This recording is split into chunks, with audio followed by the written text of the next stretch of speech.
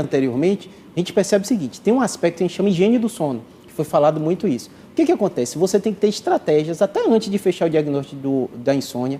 A Sara, na história dela, tem muito isso. Ela tem comportamentos que prejudicam o sono. Então, você não pode levar seriado hoje em dia com esses streams, né? As pessoas levam coisas muito estressantes para a hora de dormir, organizar também o dia. O sono é o quê? É um momento de se relaxar. Então, o corpo precisa o quê? Reduzir a temperatura. Então, nesse calorzão, a gente sabe que a gente dorme pior, né? A gente tem que apagar as luzes e a tela, hoje já está comprovado cientificamente que esse comportamento de tela, ele piora o seu sono. A gente tem a melatonina que o nosso corpo produz e precisa de baixa luz. E aí você fica com a luz alta da tela no seu rosto, né? Além disso, falta de atividade física, né? Então, muitas vezes, essa correria de Sara, você não consegue encaixar uma atividade física, né? Com o filho, com um monte de coisa para fazer. Não ser perto na hora de dormir. Isso é uma coisa importante que nós já falamos aqui, né, doutor? Fazer exercício antes de dormir é um veneno, né? Não pode. 3 horas, a gente fala, no mínimo, é até melhor antes, né? Café também, tem muita gente que tem um comportamento, né? A Sara contou o dia a dia, então chega, a alimentação muito intensa também atrapalha, porque leva o quê? Leva o sangue para o aparelho digestivo, você não vai sentir sono. E, além disso, as notícias ruins. Hoje em dia, com esse comportamento de WhatsApp e tudo, é a hora que, às vezes, o jovem ou quem trabalha chega em casa para ler todas as desgraças do dia. E é terrível isso para o seu cérebro. Fazer todo um levantamento do que é o resumo do dia. Perfeito. E agora vamos para a questão da medicação. O que é que eu digo para todo paciente? Não adianta a gente achar que é o céu ou o inferno. Os remédios, eles são validados cientificamente, utilizados no mundo inteiro, né? Então, a gente tem o psicólogo como papel essencial. Infelizmente, no Brasil, nem plano de saúde, nem SUS, né? A maioria da população, provavelmente, se assiste, não tem acesso por causa do custo, né? Eles não veem isso como saúde. Eu brinco com meus pacientes, tinha que ter um consultório do lado.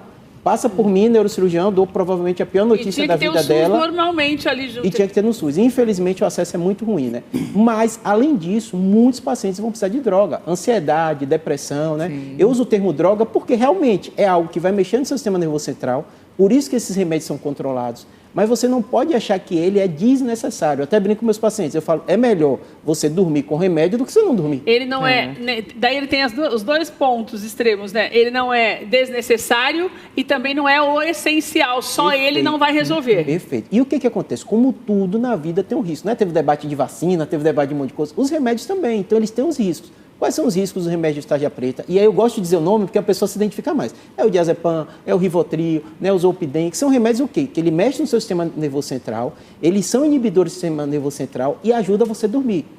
Tem remédio que age de forma rápida, tem alguns como o diazepam, frontal e outros que eles são mais tardios. Então, você tem um tempo maior de sono e alguns ajudam você a dormir na hora. Dentro desse contexto, o que a pessoa vai fazer? Tem efeitos colaterais. Quais são os efeitos? Dependência e tolerância. Todo remédio que é tarja preta e receita azul é por causa disso. O que é tolerância? Você vai tomando e vai precisando mais e mais. Não tem jeito, é assim. Ele funciona assim o remédio. E, além disso, a dependência, porque faz, você toma, se sente bem. Então, assim, o grande benefício do remédio também é o vilão. Por isso que tem que ter um médico na jogada. E o Brasil, normalmente, é da vizinha, é da amiga. O médico parente. É a pessoa que tomou e deu certo. Ô, Sara, qual a experiência que você teve com o remédio? Conta para o doutor Júlio, para a Olga, para todos nós, para quem está em casa entender, porque a Sara não é que parou de tomar por conta própria, mas fez uma adequação para tentar fazer com que as coisas melhorassem. Conta para a gente. Isso mesmo. Bom, o que desencadeou a questão da insônia foi a enxaqueca crônica. Então, eu tinha enxaqueca de 3 dias consecutivos.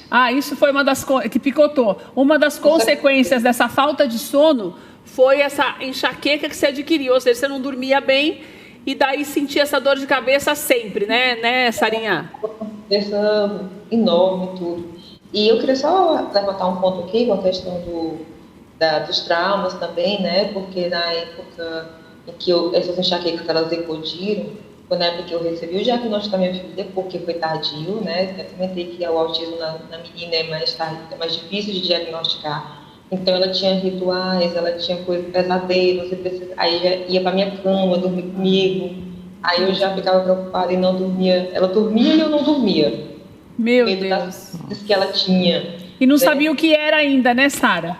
Era ainda. E nesse período eu também me divorciei e acabou que toda a responsabilidade, educação, saúde, ficou comigo até hoje. Então, quando eu me separei, ela tinha 7 anos, hoje ela tem já 18. Então, foram anos de sobrecarga, preocupação e alerta. Isso também foi o estado de alerta constante.